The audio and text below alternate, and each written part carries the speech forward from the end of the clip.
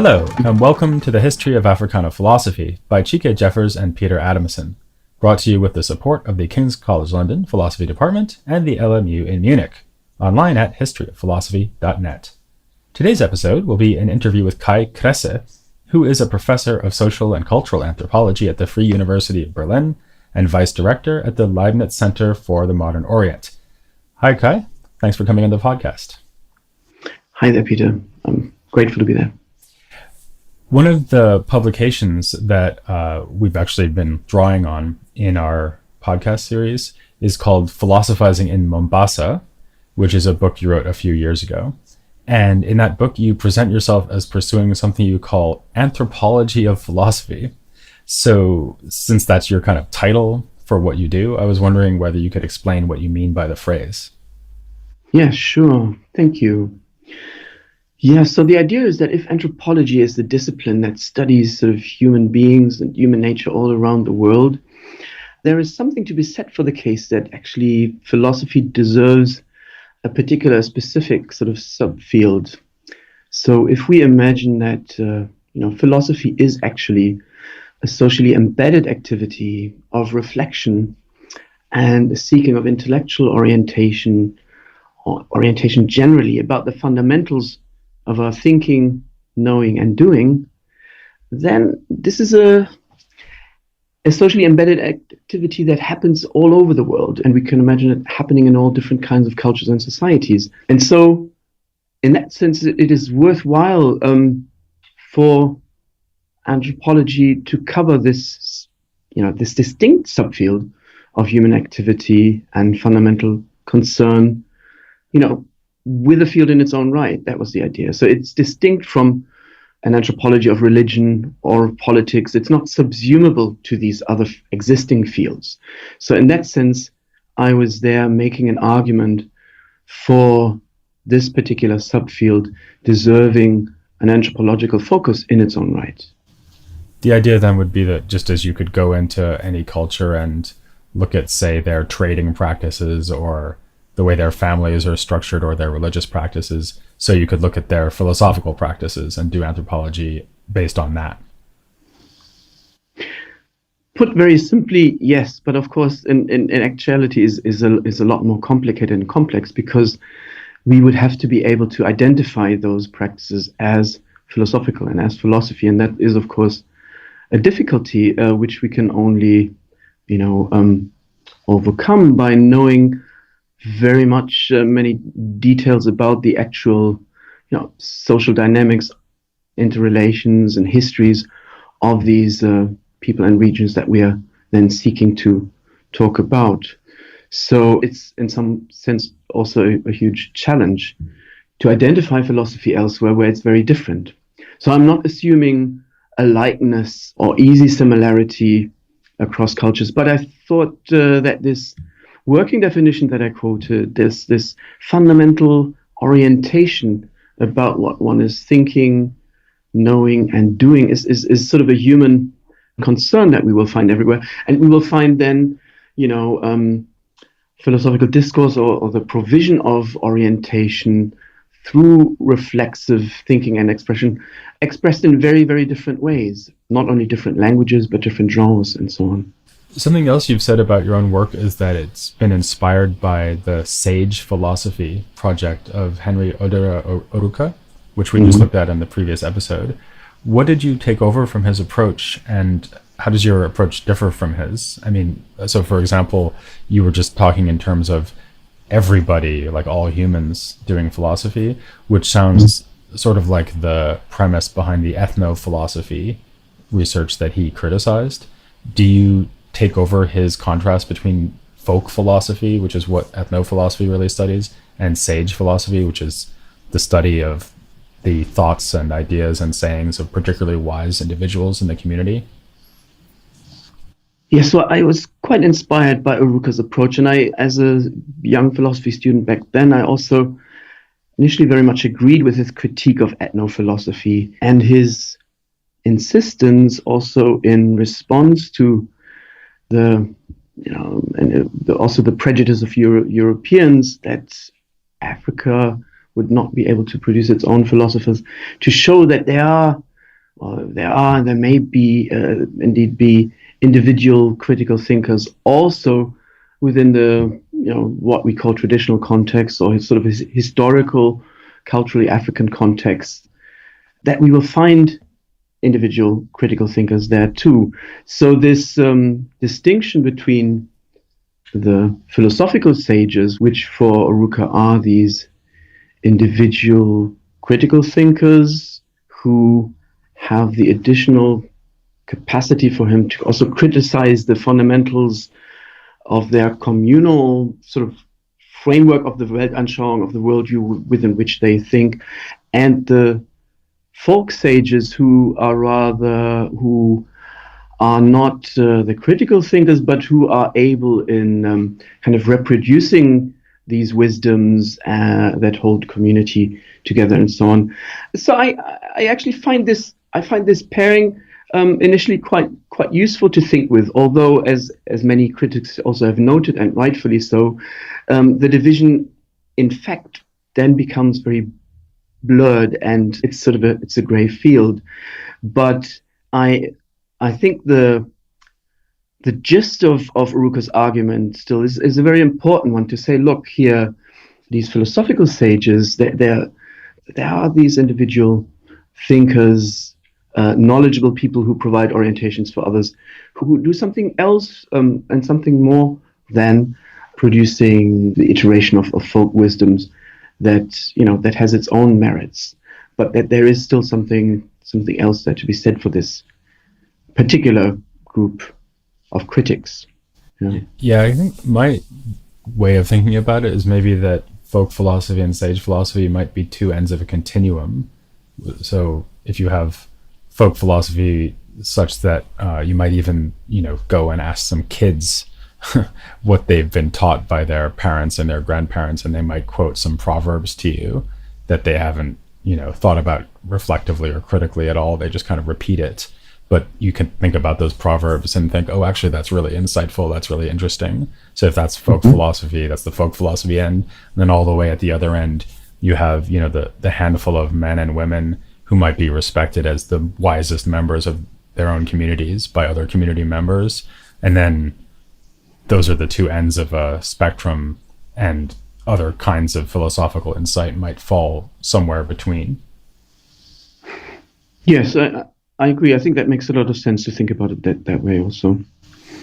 Okay, well, let's talk more concretely about some of the field work you've actually done, since you're an anthropologist. You're not just a philosopher who sits around in armchairs like me. A lot of the field work you've done has been on the Swahili Coast of Africa, or maybe all the field work you've done. So can you briefly introduce the region to our listeners and just say something about the research that you've done there? Yes. So the Swahili Coast is the East African coast from basically southern Somalia to northern Mozambique, so mainly also the coasts of Kenya and Tanzania. It's been part of Indian Ocean trade connections for millennia, and so it's been very well connected to the Arab Gulf and Western India, and also connected to wider spheres of the Mediterranean and China also in the early Middle Ages already. And it's been historically a Muslim area. From the Islam arrived there around the 8th century, and the port towns, the trading towns, became Muslim between the 10th and 12th century.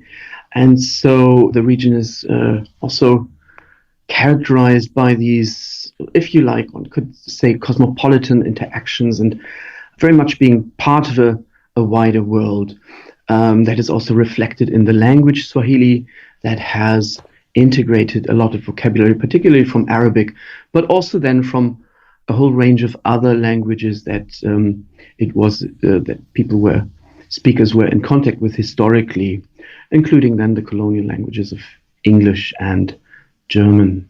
Swahili is originally a Bantu language, is that right? It is, exactly. It is a Bantu language, and that is also clearly visible through the grammatical structure and the noun classes and all of that. So it's been appropriating a lot of vocabulary, but remains a clearly distinct Bantu language.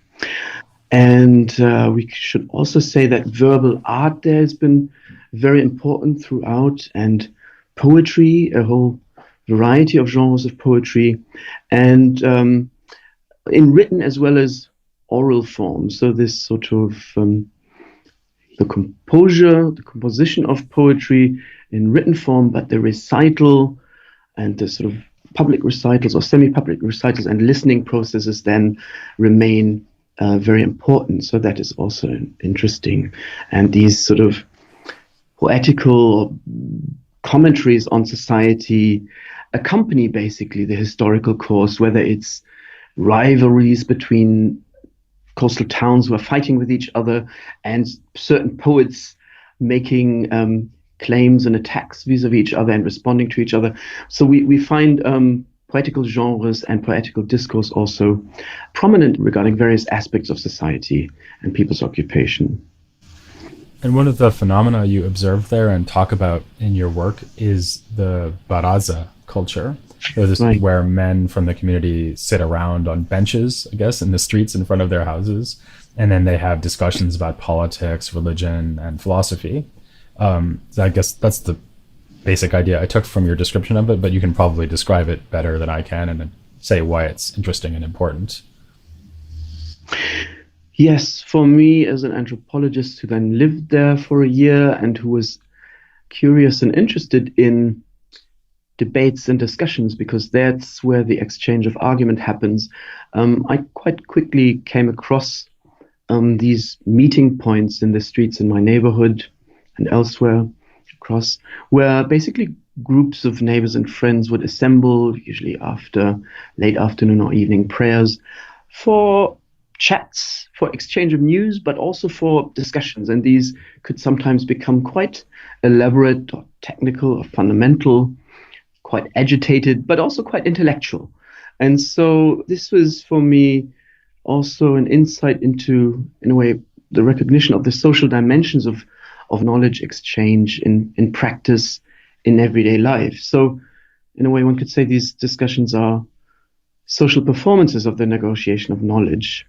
And within these groups, then we can observe also, a kind of peer recognition of those thinkers who are particularly creative and original in their contributions, sort of pinning something down through the kind of comments they give, or being particularly witty. And they are regarded and recognized as, one could say, as wise by their peers, also through the kind of takes of conversation that we can then follow. And I was allowed and able to, to sit in and listen in some of these barazas as part of my field work. And they actually use the word wisdom, right? So they use the word, the Arabic word is hikmah, and there's a related word in Swahili, right? Yes, some pronounce it hikmah there as well, others hekima. So it depends a little bit on where one is on the Swahili Coast. Yes, but there's basically a semantic field, we could say, of knowledge and wisdom, hikmah or busara. There's a Swahili term, ujuzi. There is ilm or elimu. So we have a range of related terms and concepts that kind of overlap and that are sort of meaningful to Swahili speakers, and partly, show their the kind of trans-regional connection to the Arabic-speaking world and so on, or to the Muslim world as such also. And how religious is that context? Are they, when they talk about things like politics or philosophical questions like maybe knowledge, is that typically within the context of kind of theological debate? No, that's not necessarily so at all. So these could be very much sort of secular topics, or any kind of topics could pop up during a baraza and be used. And discussions could turn theological, depending also on the knowledge and experience of the speakers themselves. But I think with regard to religion, what is important to keep in mind is that basically everyone there would be a Muslim and would, within the framework of their worldview, of the kind of Muslim upbringing that they followed in that particular region. So that would inform what they say and would, and sometimes also frame what they say. But that doesn't mean that discussions are religious or always have a religious tinge. Yeah, one of the figures you talk about is Sheikh Abdullahi Nasser, who I guess is a Muslim preacher. Is that right? Yes. And a point that you really bring out in your descriptions of him is the fact that he engages in what philosophers would call second order reflection. In other words, reflecting on the nature of beliefs or the nature of knowledge itself. And I just have a quote here from something you wrote about him. You said that he makes the audience think and makes the audience question some of the values and standards and self-conceptions that they would normally take for granted. Can you say something about how he did that, first of all, and also whether you think that, in a sense, is what makes his practice philosophical, because he's sort of jumping up to this higher level order of reflection? Yes, thank you. Yes, so Sheikh Abdullah Nasser was one of three people who I dedicated a chapter to in my book there, and he was, like others, I was pointed to him by people in town, people in the neighborhood, and also partly scholars who knew of him as someone particularly knowledgeable. And on the one hand, he was, as you said, an Islamic scholar, actively giving speeches, lectures, and sermons. But before, he had been, in the late 1950s, he'd actually been a local politician who had campaigned for coastal independence, for a post-independent Kenya, a separate independence of the coast. But he had also had a career as an editor and publisher with Oxford University Press and East Africa, and later with his own publishing house. Yes, but his way of delivering lectures, speeches, was very much marked and characterized by this motive of questioning things, of assumptions that people would be taking for granted. And he was, in that sense, very much sort of an opposite or contrasting examples to what one would commonly hear delivered by religious lecturers, often quite ideological or very insistent and sometimes slightly sort of dogmatic lectures that would teach something to the others. Whereas here we would have this gestus of an invitation towards the audience to think through certain issues. And he was responding to requests by the audience, for instance, to know more about debates at the time about a new constitution for Kenya and how Muslims would or should or could be integrated in that, or the global politics scenario and the role of Saddam Hussein in the first Iraq War. So also some background lectures, but some themes where his sort of knowledge, but also his reflexive capacity would make his audience think more and further about underlying questions that would also be relevant, or that he could show to be relevant. Yeah, I have to say, it does sound a lot like what a philosophy teacher does at a university. Right. Probing what the audience, and in the university's case, the students, think, and then challenging the basis on which they think these things, and getting them to, I mean, not necessarily insisting that they give up on their beliefs, but right, probing into them to get them to think about why they believe what they believe. Exactly. So there was certainly this sort of Socratic moment of questioning and thinking further, and maybe in some ways it also reminded me of Kant's expression of the Weltbegriff of philosophy, of this worldly conception that there is wisdom used to think about of what is of necessary interest to everyone. So trying to lead questioning processes to these to sort of big questions of that kind. And did you have the impression that this was actually having an effect on the audience? I mean, did you have a chance to talk to people about the lectures afterwards and get a sense of how it impacted them? Yes, and this was very much appreciated. Also, in a way, this kind of the sober tone he spoke with. Interestingly, though, another component came into it. Because partly his speeches were then also seen by, one could say, religious opponents, because at the same time, Sheikh Abdullah Nasser was also a figurehead for the Shia convert group of local Muslims. So actually, the teachers of the opponent Sunni groups were warning their how should we say their community members not to attend these talks, because they would be tempted and they would be sort of sweet talked into something else. So they saw this also the capacity of speaking well by this sheikh as a kind of danger to their own constituency. So far, we've been talking about really oral culture. I mean, not oral culture exactly in the sense of some of the episodes we've had recently in the series, proverbs or poems that have been handed down through the generations. But, we were talking about discussions being held in a kind of impromptu fashion in the neighborhoods. We've been talking about lectures delivered by a sheikh to an audience. But you actually have worked with written documents quite a bit as well.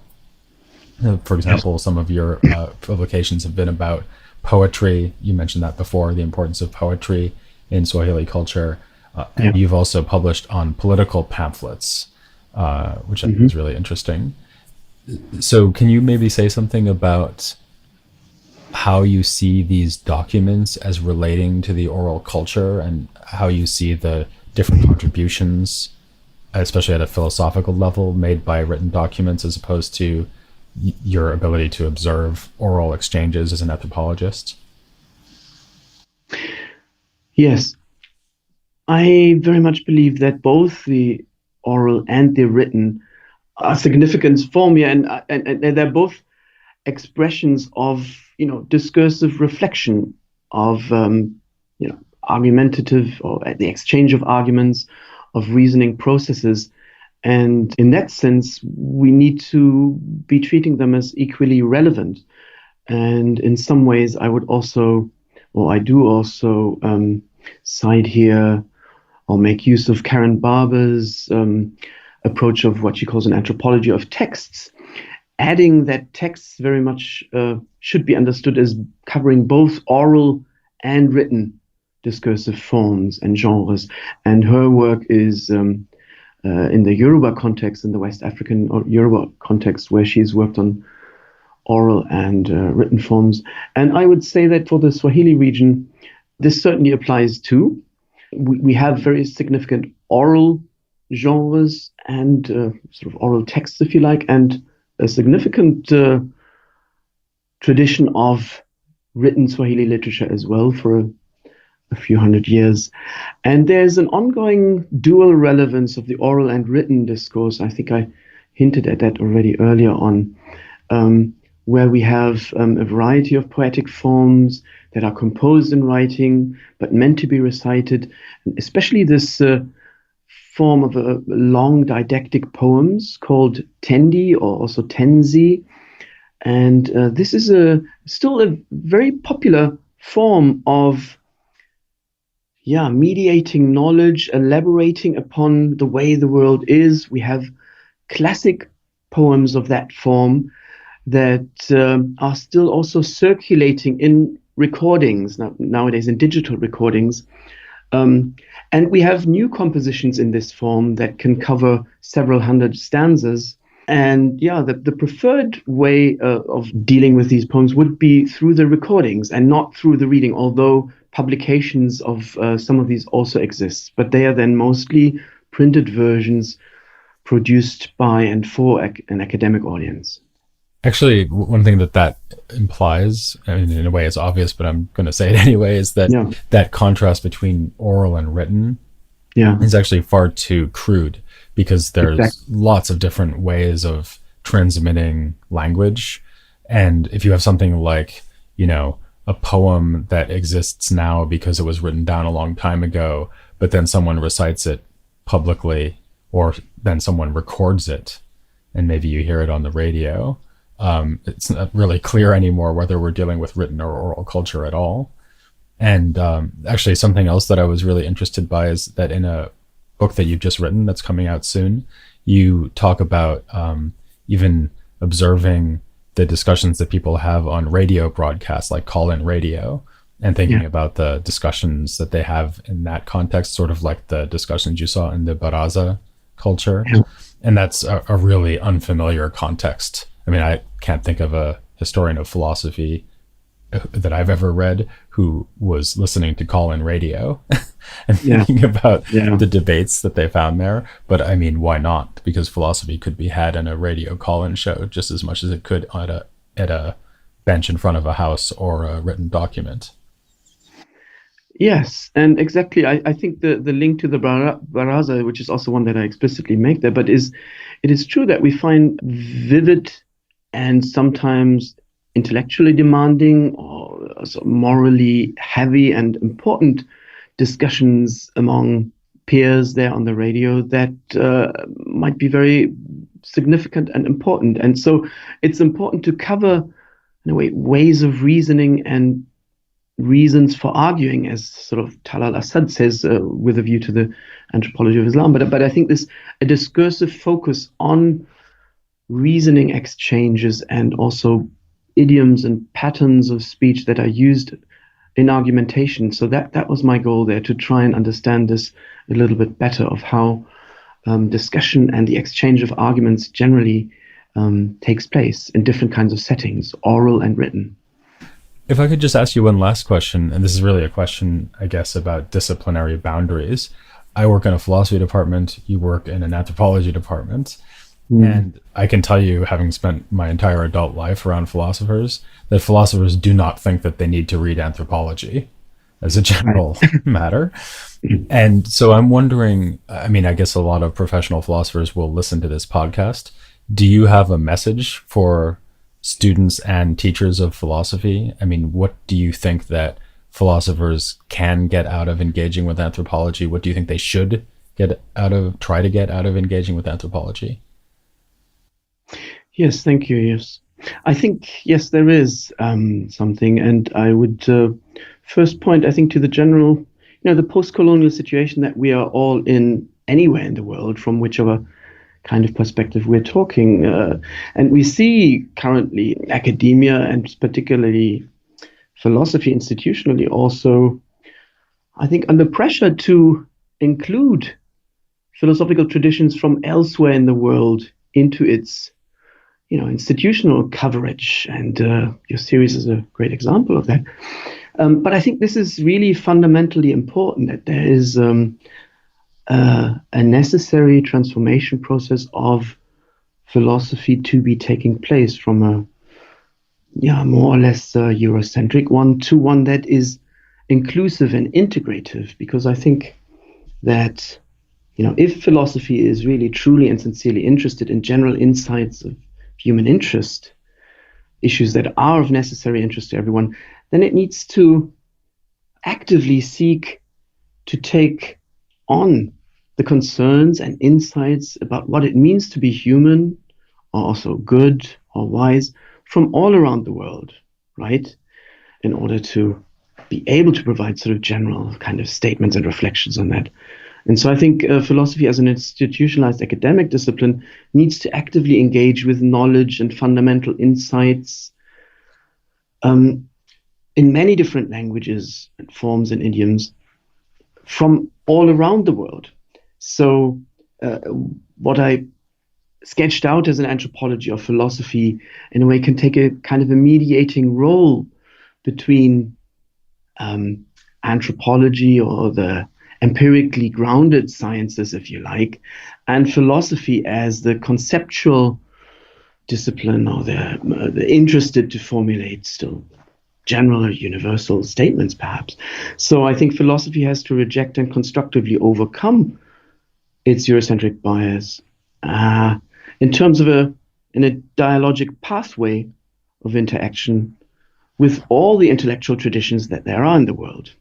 And so for this, anthropology, or anthropologists who have perhaps also some qualification in philosophy and can speak to philosophers, can provide a useful sort of mediating ground, or can cover this kind of mediating field, which I think we need to cover. We need to cover the intellectual productions and philosophical reflections from all around the world, and integrate them into philosophy in order to be content with, I think, philosophy as the science that seeks to reflect on what it means to be human. And that's, of course, a connecting point, then again, to anthropology. I hope that made some sense. Yeah, I'm convinced. And on that note, which was a good note to end on, I will thank Kai Kresse very much for coming on the podcast. Thank you. I really enjoyed this. Thanks. And I'll invite the audience to join us next time as Cheek and I wrap up this first series of episodes on Africana philosophy devoted to philosophy in the pre-colonial phase of African culture, although we've just been talking about very recent African culture on the Swahili Coast. Next time here on the history of Africana philosophy.